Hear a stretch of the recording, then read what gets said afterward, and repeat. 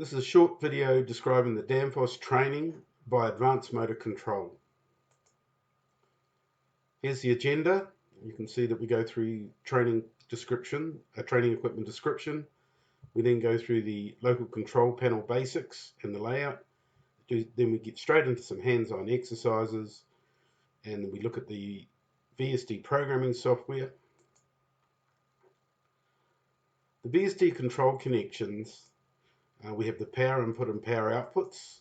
We have analog inputs, digital inputs, safety inputs, relay outputs, analog outputs, and RS485 output. This is the layout we actually use for the training equipment. The training panel is a bunch of banana plug sockets. We have some switches, potentiometers, three position switches, push buttons, and some relay output annunciation LEDs.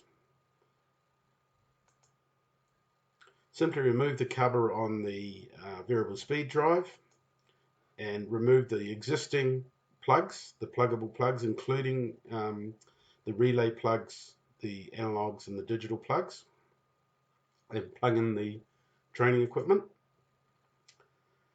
Here's a bit of a sample of the LCP basics and the menu structure of the drive and how to navigate through the menus.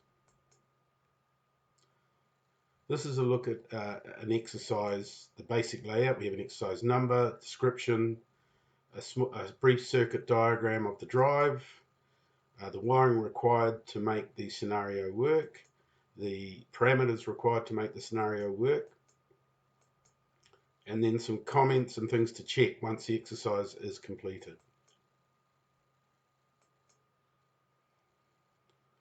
This is the first exercise using the patch panel, and we go in very deep showing you exactly how to do this exercise, including how to plug the banana plugs in, how to step through the menus, and how to test your setup.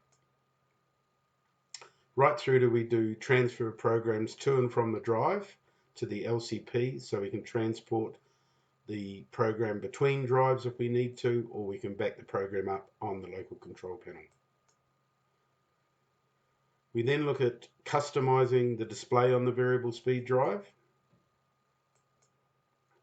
and then into the motion control software for going. We go over some of the pump related features such as deragging, how that's triggered and so forth, and how that's programmed, the various pipe fill modes within the drive, how you can have different ramps to get up to speed quickly for things like bore pumps, and then ramp up a bit slower once you're actually moving the water. The advanced minimum speed means that the minimum speed will not, the drive won't go down below the minimum speed if it's current limiting. There's a number of pre-starts and post-starts and lubrication functions within the drive. There's different ways of stopping under alarm conditions.